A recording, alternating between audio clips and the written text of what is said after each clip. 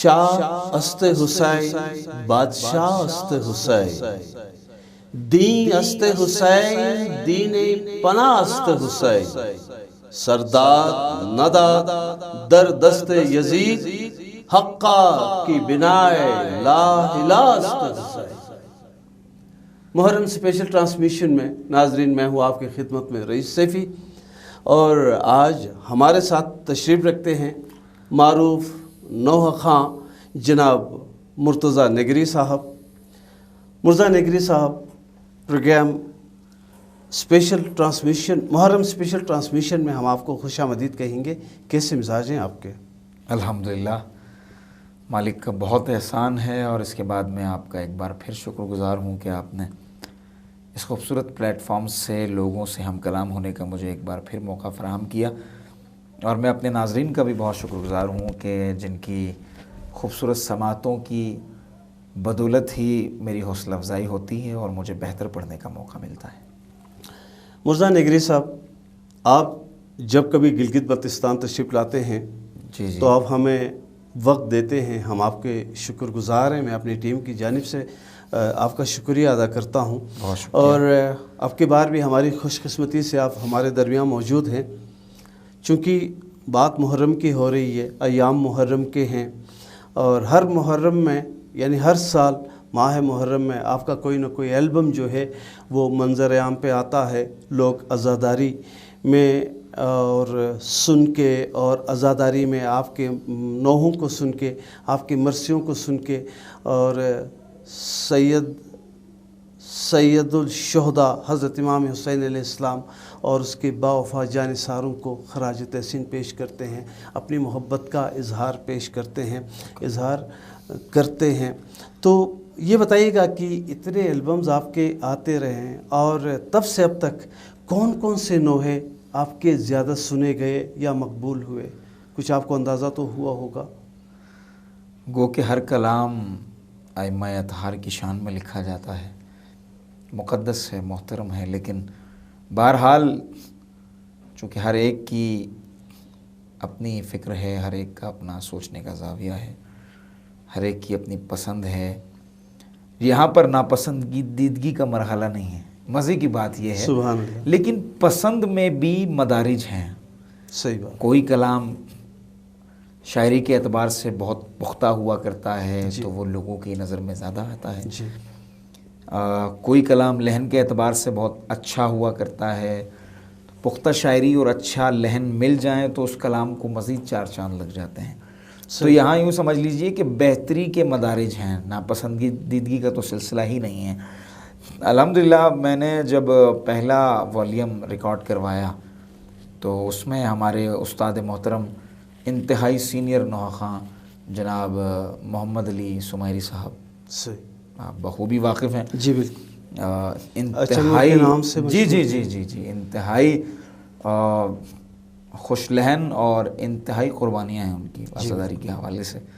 خاص طور پر یہ جو میرے خطے کے لوگ ہیں ان سے تو ان کا والہانہ لگاؤ رہا، اور گلگت سے کراچی تک جب بھی میرے خطے کے حوالے سے کوئی تقریب یا مجلس کا سلسلہ ہوتا تو انہیں خاص طور پر مدعو کیا جاتا، اور وہ انتہائی شوق و ذوق سے اپنی ایفرٹس کو پیش کرتے ہیں، اپنا کلام پیش کرتے ہیں۔ ان کی وفات کے بعد میرا پہلا والیوم تھا، تو یاور بھائی اور میں ڈسکس کر رہے تھے، یہ یاور بھائی کی سسر بھی ہیں، تو ہم نے یہ سوچا کہ ان کو خراج تحسین پیش کرنے کا اس سے اچھا اور دوسرا ذریعہ نہیں ہو سکتا کہ ہم ان کے پڑھے ہوئے کلام کو ڈیڈیکیٹ کریں انہی کے لیے۔ تو دشت میں گونج رہی تھی علی اکبر کی اذان، یہ کلام میں نے اپنے پہلے والیوم میں انہیں ڈیڈیکیٹ کرنے کا سوچا، یہ کلام ریکارڈ کروایا۔ لٹرلی میں آپ سے یہ بات حقیقت کہہ رہا ہوں کہ مجھے اندازہ نہیں تھا کہ مجھے اس کا کیا فیڈ بیک ملے گا۔ میں نے فقط اخلاص نیت کے ساتھ انہیں ڈیڈیکیٹ کرنے کے لیے یہ کلام پڑھا تھا۔ یاور عباس یوسفی نے اس پہ اثر نو شاعری کی مطلب یہی رکھا، دوبارہ شاعری کی 7-8 اشعار اس پہ لکھے، یہ انتہائی سادگی کے ساتھ میں نے ریکارڈ کروایا۔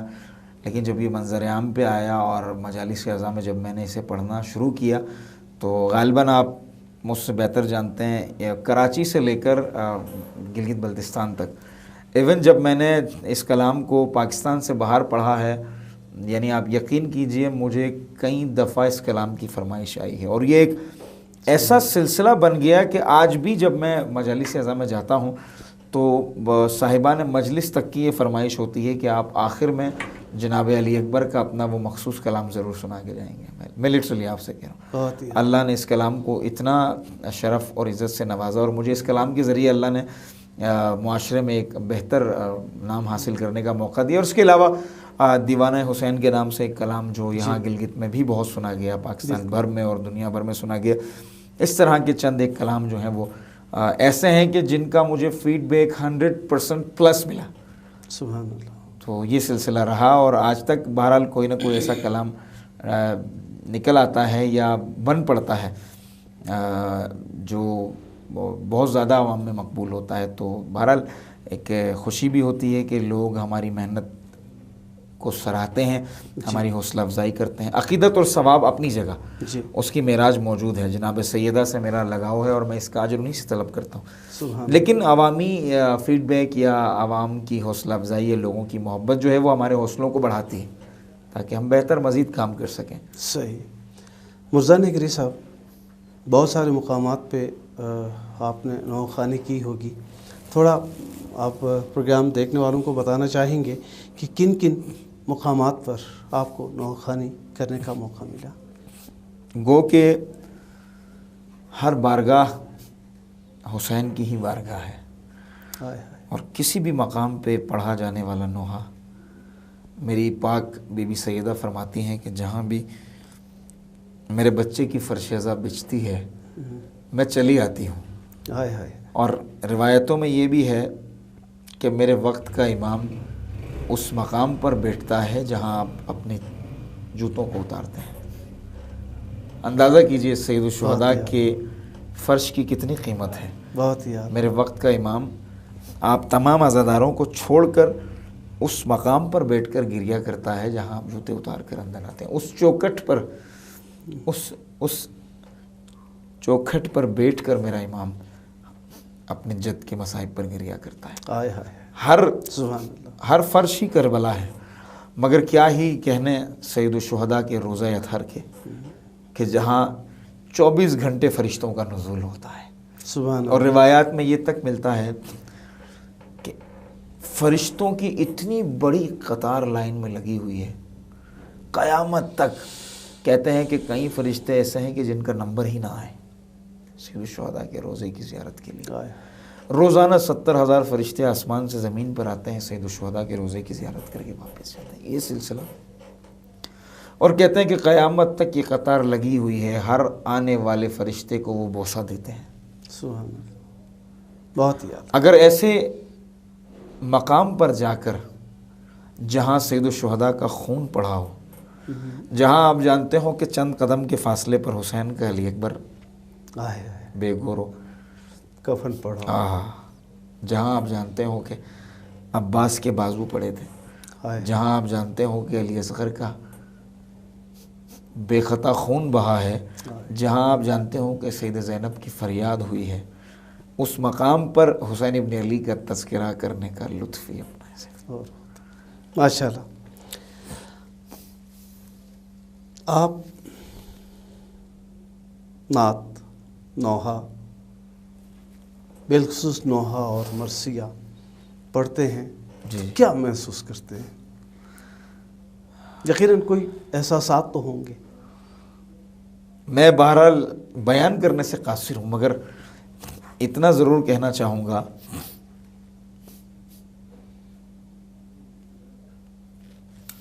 آدم میرے حسین پہ رویا ہے تو نہ رو،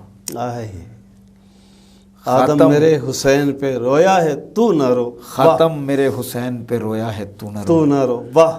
کیا آسماں سے خون کی بارش نہیں ہوئی، کیا آسماں سے خون کی بارش نہیں ہوئی، موسم میرے حسین پہ رویا ہے تو نہ رو۔ کیا بات ہے، بہت ہی۔ اس پوری کائنات میں ابلیس کے سوا، اس پوری کائنات میں ابلیس کے سوا، ہاں پوری کائنات میں ابلیس کے سوا عالم میرے حسین پہ رویا ہے تو نہ رو۔ یہ بہت ناصر نصیر کا ایک خوبصورت قطعہ ہے بہت ہی جو میں بیان نہیں کر سکتا، صرف ترجمانی کر رہا ہوں کہ وہ اشک ہی کیا جو حسین پر نہ بہے، وہ دل ہی کیا جو حسین پر غمگین نہ ہو، وہ سوچ ہی کیا جو حسین کی کربلا کو نہ سمجھ سکے۔ بہت ہی اعلیٰ۔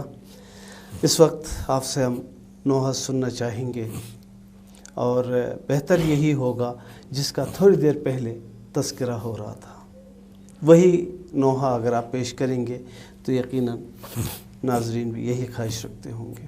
میں 2014 میں نے ایک نوحہ ریکارڈ کیا تھا جو مصائب و آلام سے بھرپور نوحہ ہے، یاور عباس یوسفی کا لکھا ہوا کلام ہے، منظر کربلا ہے، شام غربت ہے سیدہ کی۔ ہائے ہائے ہائے۔ اسے پڑھنے سے پہلے ایک لمحے کے لیے میں آپ کو ایک منظر بتاتا چلوں۔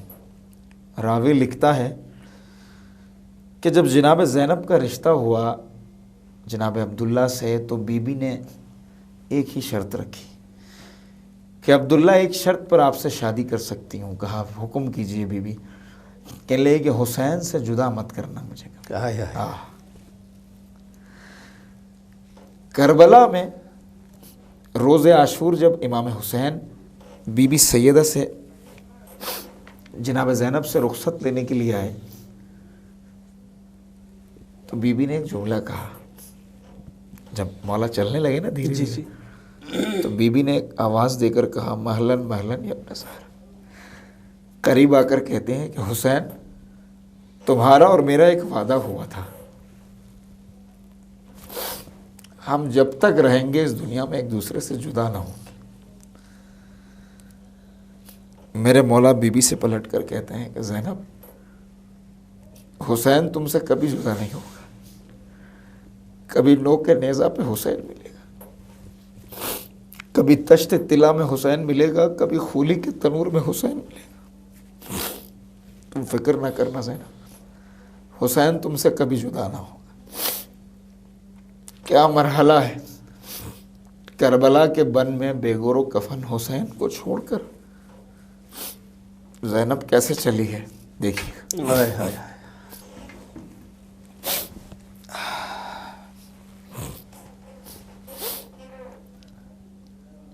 اگر یہ آنسو حسین کے ذکر میں حائل نہ ہو تو دل پھٹ جائے۔ یہ آنسو ہے ہی حسین اور ان کے آل اور ان کے اصحاب و انصار کے لیے۔ شام غریباں گرم صحرا ہے کربلا ہے، شام غریباں گرم صحرا ہے کربلا ہے، باد حسین زینب، باد حسین زینب غیروں میں بے ردا ہے، شام غریباں گرم صحرا ہے کربلا ہے۔ حسین کے بے گور و کفن لاشے کی طرف دیکھ کر ایک عجیب جملہ کہتی ہے زینب، ارے لاؤں گی میں کہاں سے تیرا کفن بھیا، زینب کو بخش دینا یہ دیس ہے پرایا، مجھ کو وطن مدینہ، مجھ کو وطن مدینہ اب یاد آ رہا ہے، شام غریباں گرم صحرا ہے کربلا ہے۔ کوفہ کے بازار جب میری یہ پاک بیوی پہنچتی ہیں نا، ایک جملہ کہتی ہیں اپنے بابا کی گھر کی طرف مڑ کر کہ بابا جس زینب کو سورج نہ دیکھ پایا تھا آج کوفے کے بازار میں بہر۔ کیا منظر ہے دیکھیے گا، اے خاک اے خواہوں مجھ کو کہیں چھپاؤ، ارے بابا کے روبرو پردہ میرا بناؤ، زینب اجڑ گئی ہے، گھر بار لٹ گیا ہے، شام غریباں گرم صحرا ہے، کربلا ہے۔ اور یہ بیوی جب مدینے پلٹتی ہے، گھر آ کر اپنے بابا کو آواز دے کر کہتی ہے کہ بابا، جو زینب بنی ہاشم کے جوانوں کے گھیرے میں گھر سے نکلی تھی، آج وہ تنہا بیریدہ گھر کو لوٹی ہے۔ شام غریباں گرم صحرا ہے، کربلا ہے، ارے آور رسول زادی ہاتھوں سے منہ چھپائے، رو رو کے شام غم کی روداد یوں سنائے، بابا حسین میرا ٹکڑوں میں بٹ گیا ہے، شام غریب گرم صحرا ہے، کربلا ہے۔ ماشاءاللہ ماشاءاللہ، سبحان اللہ۔ اور ناظرین، یہاں پہ لے رہے ہم ایک چھوٹا سا بریک، لوٹ کے آئیں گے، پھر گفتگو کا سلسلہ وہیں سے جوڑ دیں گے۔